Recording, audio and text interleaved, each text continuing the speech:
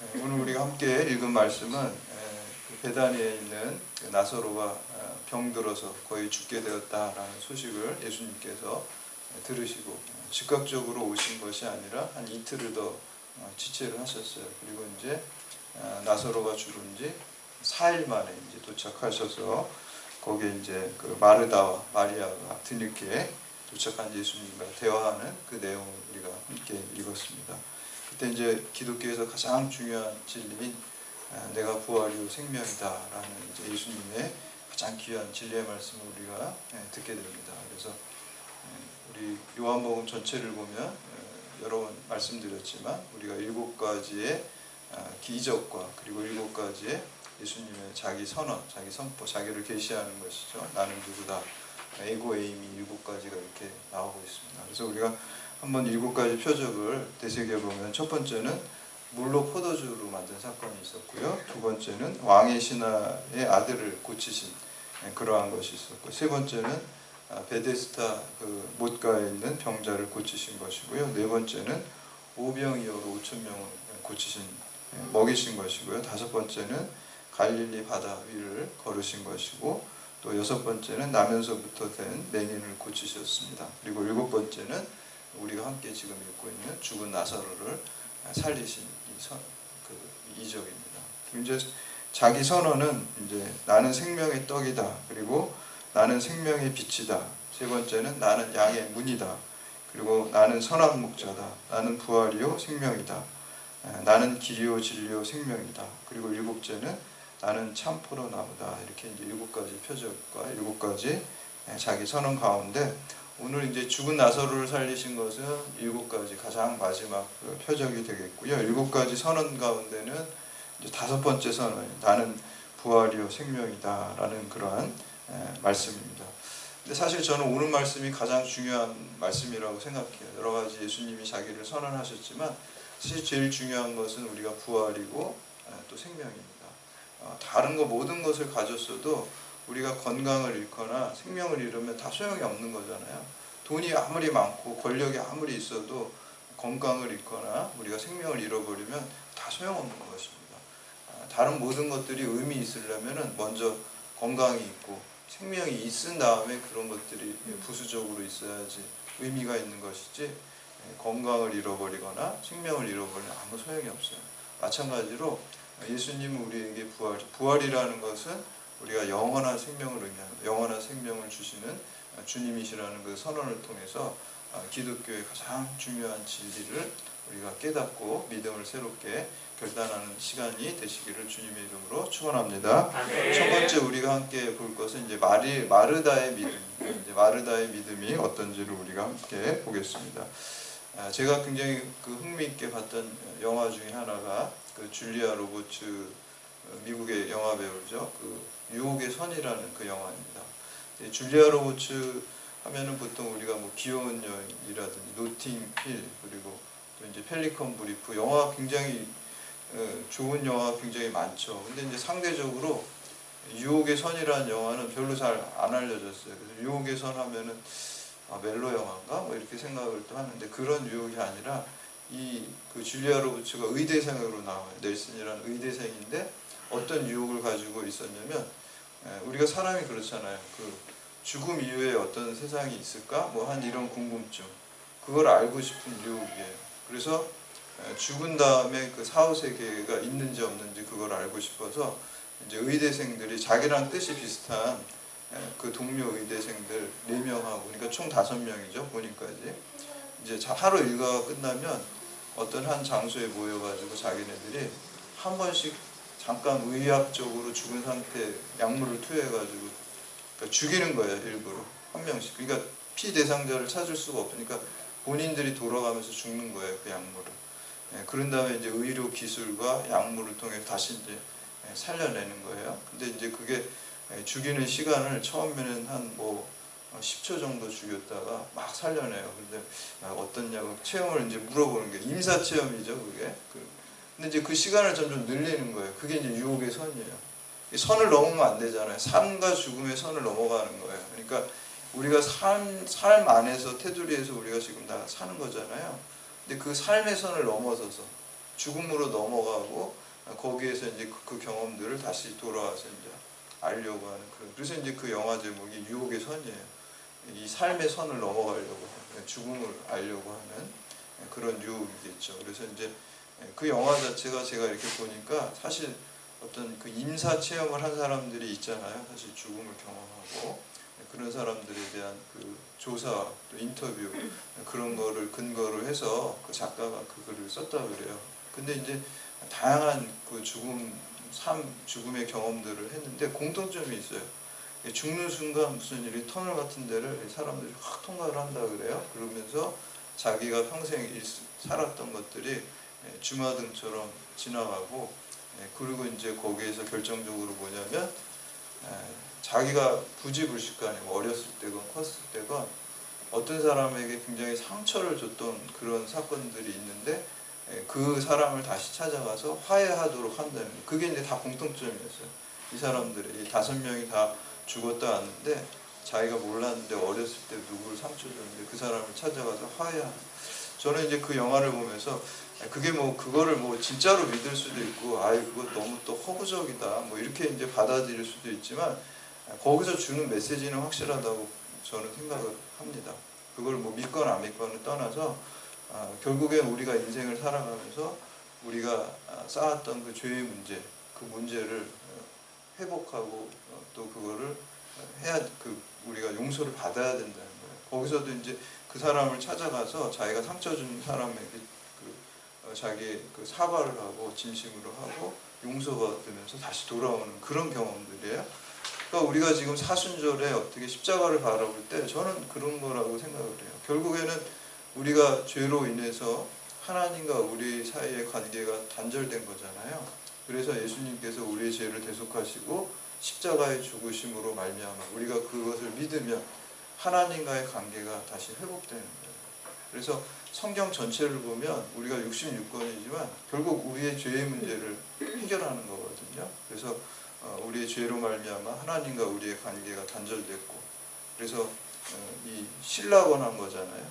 신락원했는데 십자가가 성경의 중간에 있고요. 그리고 요한계시록에 보면 그 예수 그리스도의 십자가를 통해서 보혈의 피와 능력으로 인해서 우리의 죄의 문제가 해결되고 그리고 다시 복락원하는. 그래서 신락원 창세기에서 시작해서 요한계시록에 복락원이 있고요. 그 가운데 예수 그리스도의 십자가를 통해서 우리가 다시 이제 복락원하는 것이죠. 그래서 그런 게 성경의 전체의 줄거리고, 어떻게 보면 우리가 죄에 대한 의식을 많이 잃어버리고 있는 것 같습니다.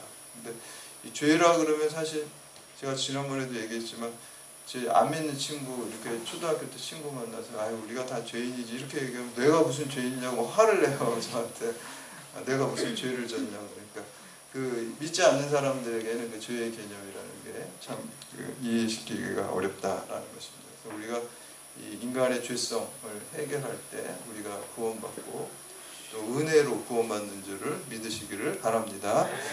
우리가 이제 신학 공부 금요일에 할 때 지난 시간에 이제 우리가 세계 종교에 대해서 쭉 다 같이 보면서 제가 말씀드렸지만 이제 몇몇 분들은 거기서 이제 말씀드렸지만 우리가 세계 종교를 이해하는 것은 기독교의 신앙을 더 확고하게 하기 위해서 그랬어요. 그래서 이제 원시 종교랑 뭐 세계 종교, 고등 종교 차이점도 말씀을 드렸고요. 우리 경전이 있고 도덕성이 있고 그 세계 종교를 봤는데 사실 세 지역에 이제 세계 종교가 있어요. 시기적으로 볼 때 힌두교가 제일 먼저 발생을 했잖아요. 인도에서. 그래서 힌두교하고 불교하고 뭐 자이나교, 시크교라는 게 이렇게 있고요. 그리고 우리 동아시아 쪽에서 이제 유교하고 도교하고 그 신도, 일본의 신도하고 우리나라에는 동학, 천도교가 있고요. 그리고 이제 중동 쪽에는 이제 조로아스터교하고 또 유대교, 기독교, 이슬람교 이렇게 있습니다. 그래서 그거 이제 12개 종교를 우리가 대충 이렇게 보면서 제가 그때 말씀드렸어요. 아마 여기 대부분 많은 분들이 못 들으신 그 세계 종교를 우리가 공부했던 이유는 어느 종교를 살펴봐도 다 인과응보예요. 자기가 선을 행하면은 좋은 데로 가는 거. 그게 뭐 내세 뭐 어떤 윤회이건 아니면은 뭐 이슬람교에서 또 천국 개념인데 천국으로 가든 자기의 어떤 자기가 선행을 해서 가는 것이지 인과관계이지 은혜라는 개념이 어떤 종교 세계 종교에 더 없습니다. 불교도 마찬가지잖아요. 자기가 좋은 일을 많이 해서 좋은 대로 이렇게 다음 세상으로 가는 거고, 이슬람교도 마찬가지고 유대교도 사실은 그렇습니다. 기독교만이 죄의 용서와 또 십자가의 은혜가 있습니다. 주님의 은혜로 가는, 어느 종교에도 그리고 어느 종교에도 신이 인간의 죄를 대속하시기 위해서 오셔서 대신 죽은 종교는 아무 종교에 더 없어요. 다 우리가 함께 세계 종교를 받죠. 하나님이 우리 인간의 몸을 입고 오셔가지고 낮아지셔서 우리를 사랑하셔서, 그러니까 하나님이 인간에게 저자세로 오시는 거예요. 뭐 오신다는 거는 저자세인 거잖아요. 그렇잖아요. 하나님이 우리에게 오신 거예요. 보통 다른 종교는 우리가 그 신에게, 절대자에게 찾아가는데, 기독교는 너무너무 하나님이 우리를 사랑하셔서 우리에게 오셔서 대신 죽으시고 은혜의 종교인 줄을 믿으시기를 바랍니다. 그래서 그런 확신이 있어야 돼요. 그래서 이제 다른 종교를 배워서 그쪽으로 가라는 게 아니라 다른 종교를 다 보아도 여기에 진리가 있고 생명의 말씀이 있다는 거예요. 그래서 칼바르트라는 그 신학자는 기독교에 대해서 종교라는 말 쓰는 거를 별로 안 좋아해요. 기독교는 종교가 아니다 그래요. 다른 건 종교인데 기독교는 종교가 아니라, 우리 보통 종교라고 그러잖아요. 계시라는 거, 하나님 말씀이라는 거.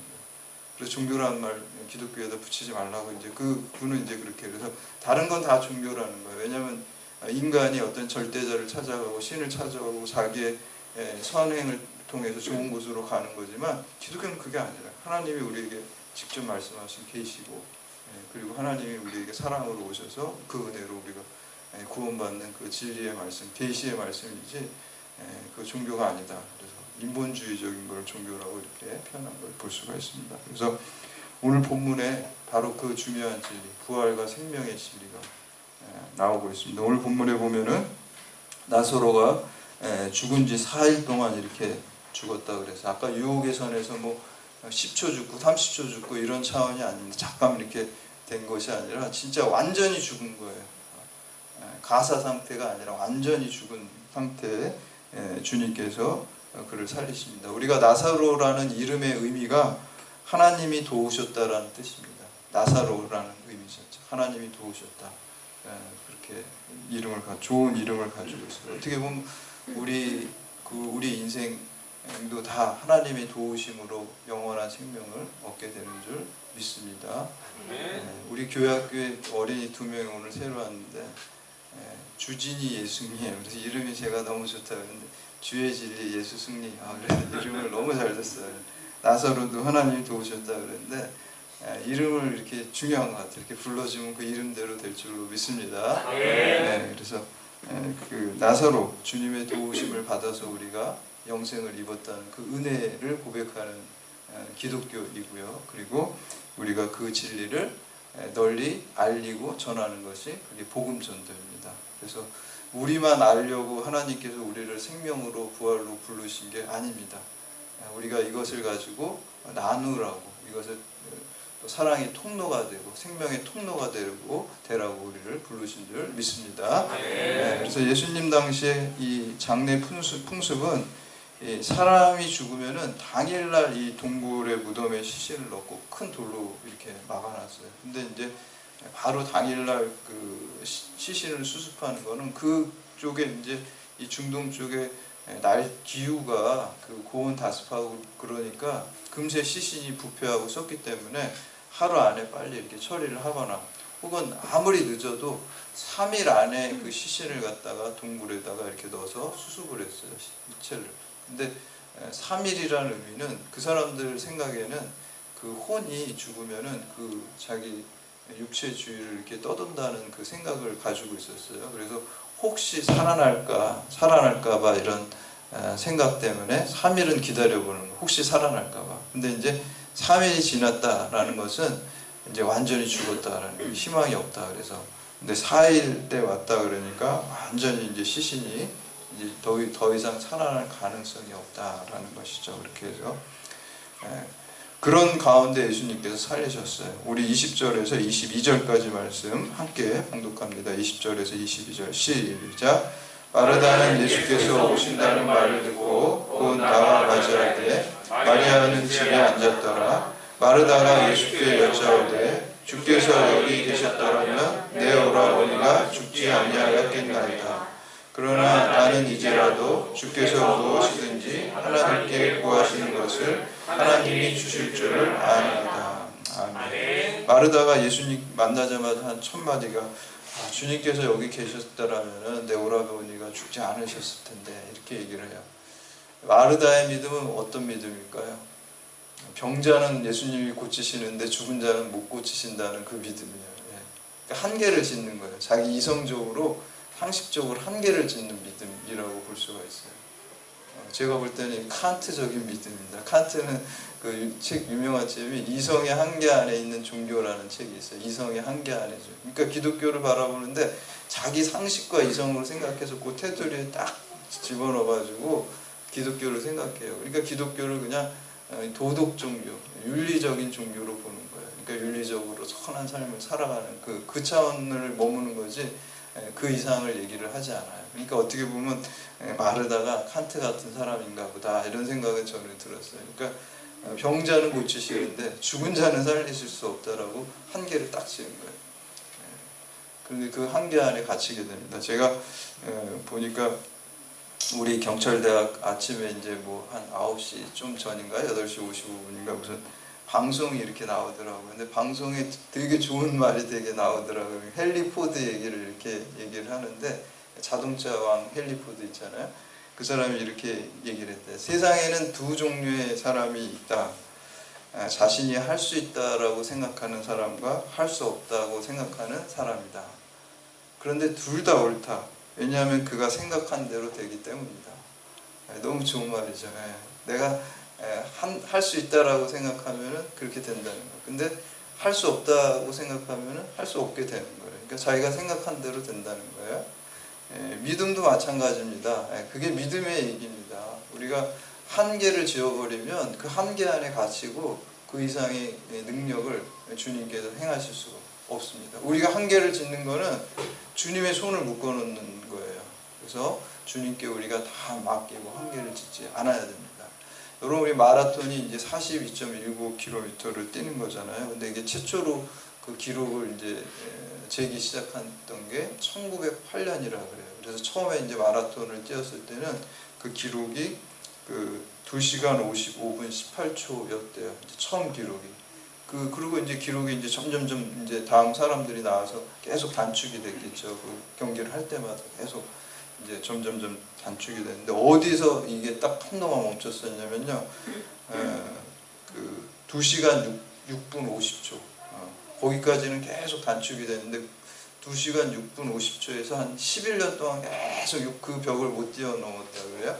그래서 이제 사람들이 어떻게 생각을 했냐면, 이게 인간의 한계구나. 2시간 6분이 인간의 한계구나. 이렇게 이걸 받아들인 거예요. 한계를 받아들이니까 기록이 안 깨지는 거예요. 한계라고 생각하기 안 된다고 믿었기 때문에 그 6분벽을 못 깼어요. 그런데 이런 인포메이션이 전혀 없던 사람이 있었어요. 한계를 모르는 사람이 있어가지고, 그러니까 그런 게 좋은 것 같아요. 정보가 없는 사람이 뛰어가지고 그걸 뛰어넘었다. 5분 몇 초가 된 거예요. 그러니까 그게 한계인지를 모르는 사람이 그걸 넘어갔어요. 그 다음부터 사람들이 어떻게 생각하겠어요? 6분이 한계가 아니구나, 이런 생각을 또 하게 된 거예요. 그러니까 그 다음부터 기록이 또 다 이렇게 또 이제 그거를 다 뛰어넘는 거예요. 그러니까 6분이 한계라고 생각하는데 아무도 못 뛰어넘는데 그 한계를 모르는 사람이 그걸 뛰어넘은 거예요. 그리고 그 한계가 아니라고 생각하니까 또 새로운 기록들이 나오고, 이제는 거의 이제 2시간 안쪽으로 1시간 59분대로 지금 눈앞에 있다 그래요. 그러니까 이것만 보더라도 우리가 인간이 스스로 한계를 지을 때 그 한계 안에 갇히게 된다. 마르다의 믿음은 그런 거였고요. 칸트의 믿음도 이성 안에 종교와 믿음을 가둬둬 버렸다는. 그러면 그 이상을 도저히 뛰어넘을 수가 없고 기적의 역사가 일어나지 않습니다. 그래서 이제 그 마르다의 믿음이 이제 상식에 근거했는데, 하나님께서 더 큰 부활의 믿음으로 그를 바꿔주십니다. 우리 23절에서 27절까지 말씀 함께 봉독합니다. 시작. 예수께서 이르시되 내 어머니가 다시 살아나리라. 마르다가 27절까지 봉독합니다. 시작. 마르다가 이르되 마지막 날 구할 때에는 다시 살아날 줄을 내가 아나이다. 예수께서 이르시되 나는 구원이요 생명이니 나를 믿는 자는 죽어도 살겠고 무릇 살아서 나를 믿는 자는 영원히 죽지 아니하리니 이것을 내가 믿느냐. 이르되 주여 그러하여라. 주는 그리스도시요 세상에 오시는 하나님의 아들이신 줄 내가 믿나이다. 아멘. 그러니까 예수님께서 네 오빠 살아날 거야 이렇게 얘기를 하신 거예요. 그러니까 이제 마르다의 반응이 뭐예요? 계속 그 한계를 두는 거잖아요. 종말에 부활해서 살아날 줄 내가 압니다. 지금 산다는 게 아니에요. 종말. 근데 왜 이 마르다가 이런 대답을 했을까요? 이때 당시 유대인들은 그런 생각을 했어요. 종말에 죽은다가 다시 부활한다는 믿음이 이 유대인들에게는 그냥 상식적이었어요. 그러니까 상식에 근거해가지고 지금 계속 얘기를 하는 거예요. 자기의 상식과 이성에 근거해가지고 그 믿음의 한계를 뛰어넘지 못하고 있는 것을 볼 수가 있습니다. 물론 이제 사두개파 같은 사람들은 예외적으로 좀 부활 자체를 반대했지만 대부분의 유대교 종파에 있던 사람은 종말에 다시 부활한다는 믿음을 갖고 있었습니다. 근데 그래서 이제 예수님께서 네 오빠가 다시 살아날 거다 이 말을 어떻게 받아들였냐면은 의례적인 조문 인사로 받아들였어요. 우리가 가면 상가 고인의 명복 오십니다 이 정도로 받아들인 거예요. 그러니까 지금 살리신다라고 생각을 못하고 그냥 유대인들이 보통 생각하는 종말에 부활하는 그걸로 내가 받아들였다라는 것을 볼 수가 있습니다. 그러니까 예수님을 그냥 훌륭한 선지자 정도로 생각했지 정말 하나님의 아들과 또 권능을 믿지 못했던 것 같습니다. 그래서 믿음에는 여러분 작은 믿음과 큰 믿음이 있어요. 믿음이 다 똑같은 믿음이 아니에요. 저는 제가 우리 교우들을 위해서 늘 기도할 때 하나님 제가 너무 많이 부족하고 말씀도 잘 못 전하고 뭐 하나님 또 성령의 능력으로 조금 도움이 돼서 믿음이 자랄 수 있게 해주세요. 이게 제일 첫 번째 기도 제목입니다. 저를 사용하셔서 우리 교우들이 믿음이 더 큰 믿음의 사람으로 돼서 믿음이 자라게 하고 믿음이 성숙해지는데 도움이 될 수 있게 해주세요. 그게 제가 이제 여기서 쓰임 받는 거기 때문에 그 기도가 늘 간절하고 그거 안 될까봐 좀 마음의 조바심이 있고 그러는데 그 제일 중요한 거죠. 여러분의 믿음이 더 큰 믿음이 되시기를 축복합니다. 그래서 작은 믿음이 있고 큰 믿음이 있어요. 믿음이 다 똑같은 거 아니잖아요. 그렇죠? 우리 자신을 봐도 나 자신을 봐도 믿음이 이렇게 작은 믿음이었는데 큰 믿음으로 하나님 그거를 기뻐하시고 좋아하시고 원하시는 줄 믿습니다. 아브라함도 마찬가지예요. 아브라함도요 처음에 그 아브라함을 부르실 때 믿음이 있었죠.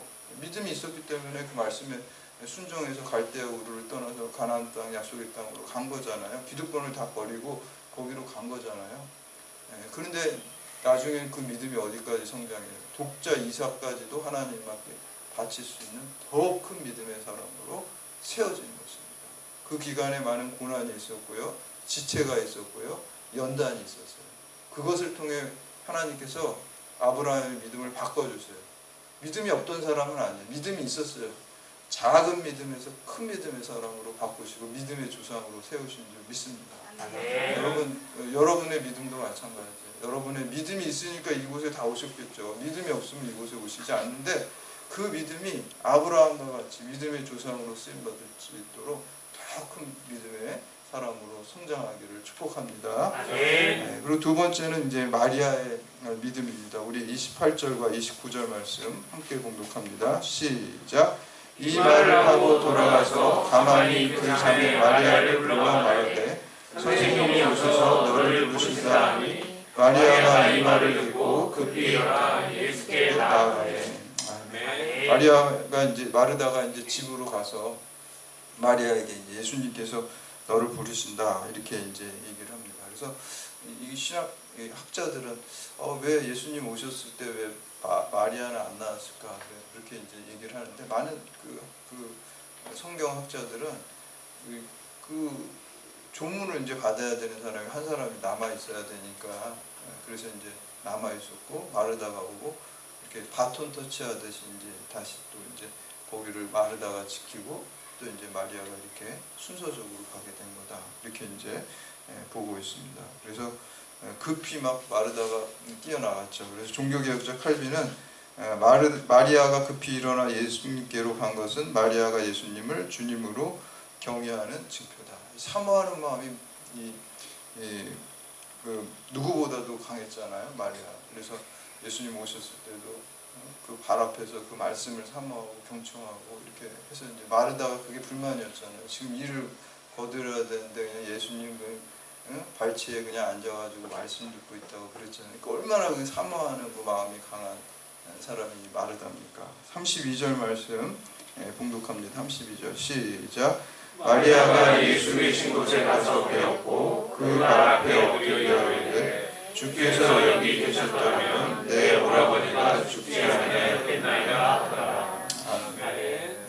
근데 여기서 좀 틀린 게 있죠. 비슷하면서 발 앞에 엎드려. 그러니까 성경에 보면요, 이게 미묘한 것 같은데 큰 차이가 납니다. 우리가 가인과 아벨의 제사도 마찬가지잖아요. 우리가 아벨의 제사는 첫 번째 것으로 드렸다라는 그 말이 있습니다. 그리고 가인도 드렸지만 그런 말이 없어요. 그러니까 우선순위를 두고 먼저 주님께 드리는 그것이 예배이고 그 우선순위를 하나님께 드는 게 믿으시기를 바랍니다. 엎드렸다는 거예요. 그래서 엎드려서. 그러니까 이 마리아의 별명이 발 아래 여인이에요. 발 아래. 이 벌써 그냥 예수님 만나면 거기에 엎드리고 또 이제 그 예수님께 이제 비싼 향유 옥합을 깨트려가지고 어마어마한 재산인데 그걸 깨트려가지고 자기 머리카락으로 그 발을 씻고 그렇게 이제 마리아는 늘 그 예수님 발 앞에 엎드려서 사모하고 말씀 듣고 그런 모습이 있습니다. 그러니까 오늘도 달려가서 이렇게 예수님께 나아가죠. 그때 이제 그 향유 옥합을 깨뜨렸을 때도 예수님께서 뭐라 그랬어요? 온천하에 어디서든지 복음이 전파되는 곳에서는 이 여자가 행한 일도 말하며 그를 기억하게 하라 그랬어요. 우리가 구하고 찾고 두드리고 사모하는 마음이 있어야 될 줄로 믿습니다.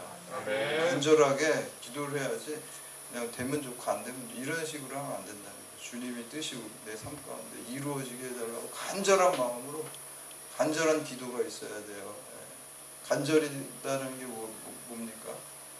예전에 제가 있던 어떤 권사님이 저한테 알려줬어요. 제가 목사인데 저한테 알려주셨어요. 목사님 간절한 기도가 뭔지 아세요? 그래서 잘 모르겠는데 그러니까 간이 저리게 기도하는 거예요. 그러더라고요. 그래서 그 말이 맞는 거예요. 간이 저리게 기도하는 거예요. 간이 저리게 우리가 사모함이 있어야 될 줄로 믿습니다.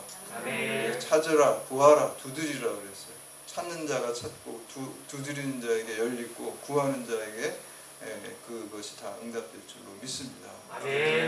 구한 다음에 우리가 얻어야 되죠. 그래야지 하나님께 우리가 영광을 돌립니다. 그래서 주님께 우선순위를 두고요. 33절에서 36절 말씀 함께 봉독합니다. 시작. 예수께서 그가 우는 것과 또 함께 유대인들이 우는 것을 보시고 심령이 비통히 여기시고 불쌍히 여기사 이르시되 그를 어디 두느냐 이르되 주여 와서 보옵소서 하니 예수께서 눈물을 흘리시더라. 이에 유대인들이 말하되 보라 그를 얼마나 사랑하셨는가 하며.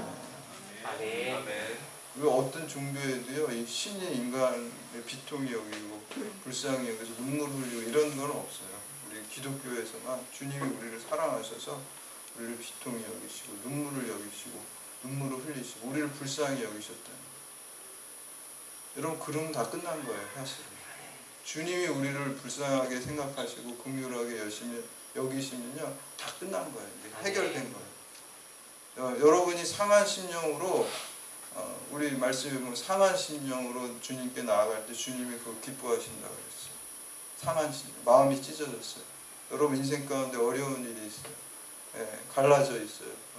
상처 입었어요. 그 마음을 가지고 세상으로 나가고 화나고 분풀이하는 것이 아니라 그 상한 마음을 가지고 주님께 나와서 엎드려서 이 마리아처럼 눈물로 흘릴 때 주님께서 그 기도를 들으시고 그를 불쌍히 여기시고 그 모든 문제, 영원한 생명과 부활로 그에게 응답해 주실 줄 믿습니다. 우리가 늘 상한 심령으로 주님께 나아갈 때 주님 너무 기뻐하시고 또 사모함으로 나아가시기 바랍니다. 그럴 때 여러분 우리가 온 영혼과 온 마음과 온 정성을 다해서 주님 앞에 엎드리고 기도함으로 주님께 긍휼하심을 얻고 여러분의 문제가 해결되고 더 궁극적으로는 부활과 생명의 예수님의 은혜와 축복이 그 진리가 여러분 삶 가운데 충만하고 또 그 생명과 진리를 널리 흘려보내는 그러한 축복의 통로, 사랑의 통로, 진리의 통로가 되시기를 주님의 이름으로 축원합니다. 아멘. 다 같이 자리에서 일어나셔서